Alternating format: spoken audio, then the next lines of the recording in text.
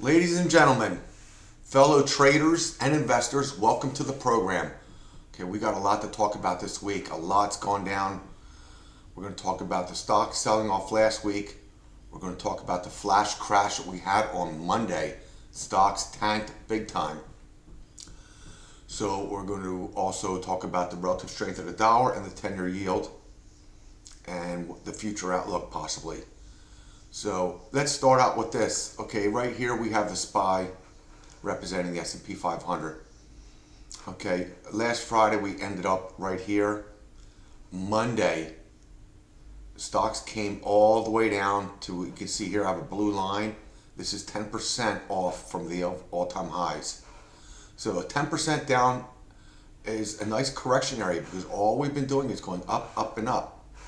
Okay, so we saw this as a possible opportunity, and you can see stocks have just been coming into rebounding right back. And to fill this gap, it doesn't have much more to go. Usually 90% of the times, gap fills get filled here. So right now, that's what's going on. Okay.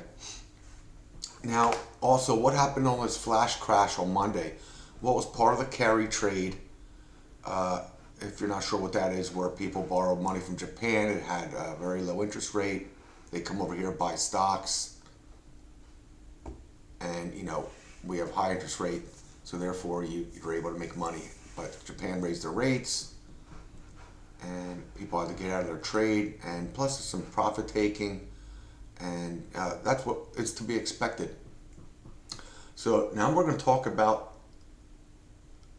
possible risk in this market here. Before we do that, I have a goal of 100 subscribers. Please click that subscribe button, smash the like up button. Helps get it out there, the video, more people can see it. Maybe we get more subscribers and we get things moving here. And you see, yes, we are in the motocross here. Our trading team likes to take risks. We like to race motocross. Anyway, back to the markets. Let's talk about the 10-year yield. The 10-year yield has risen from 370 back to 394. So, that did move 30 basis points, but that was back earlier in the week. So right now it's staying stable, just under 4%. The relative strength of the dollar has dropped down to 103. It was not too long ago in the 105 area. So, risk is coming down in the markets, the good kind of risk. Right now, futures are up, but they're holding stable about where today's market closed. So right now, that's what's going on with that. And relative strength of the crude oil, by the way, is 76.98. It did drop when we had that crash on Monday. We made it all the way down to, where was that? $72 a barrel. So here it's already back to $77 a barrel almost. That's pretty impressive. It's been quite a rebound. Okay, quite a rebound. Now let's get into the QQQ. Okay, we see where this 10% spot is. The QQQ. Okay, they have fallen below a 10% correction area. Last Thursday they did. Or I'm sorry, on Friday. This was Thursday last week. Here's Friday. They fell below 10%. Monday, all the way down here to 424. It almost bounced off the support line we have drawn here. Okay, that's why these lines are here. These are areas of support. That would come back here all the way to February of 24. It almost bounced off of it nicely. So it has made a nice recovery, but it's still weak. Here's the daily chart. The MACD is still green. It's below the red here. We're not out of the woods yet. Okay, look at the selling volume here on Wednesday. Okay, opened up here, dropped it all the way down. But nevertheless, we are still below the 10% correction area. And there's nothing wrong with a 10% correction. That just means, stocks are going to be more bullish. You need to get this cake up in a straight line.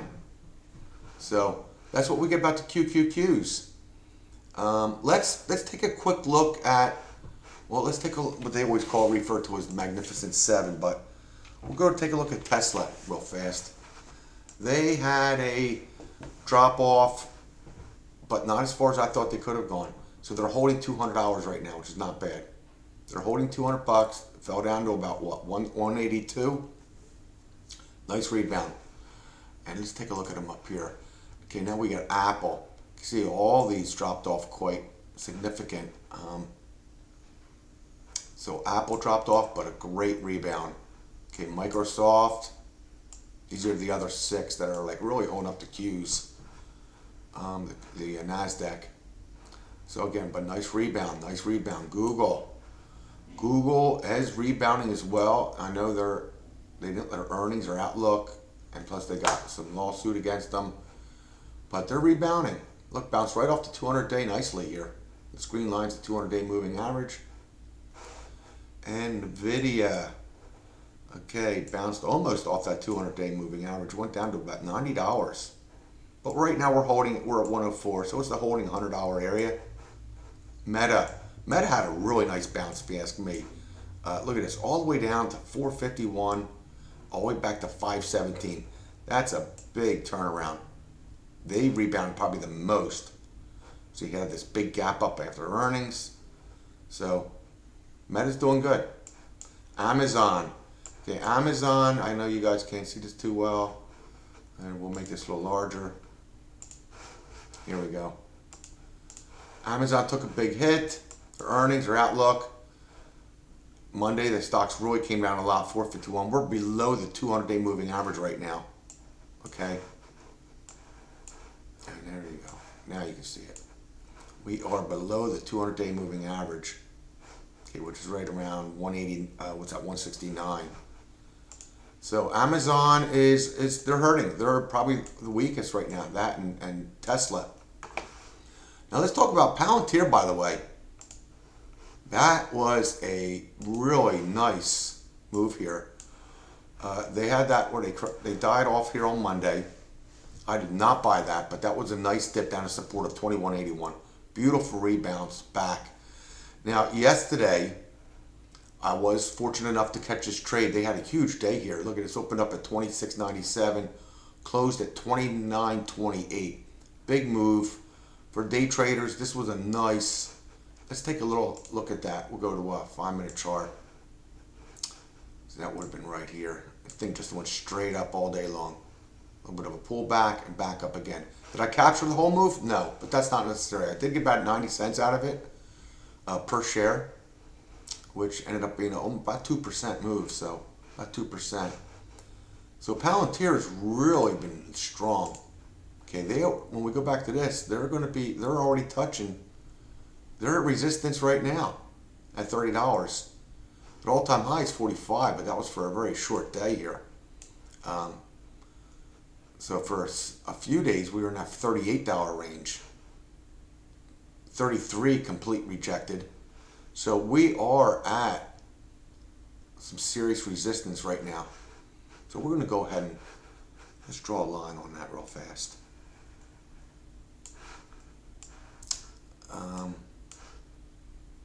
We're going to move this one up there. So all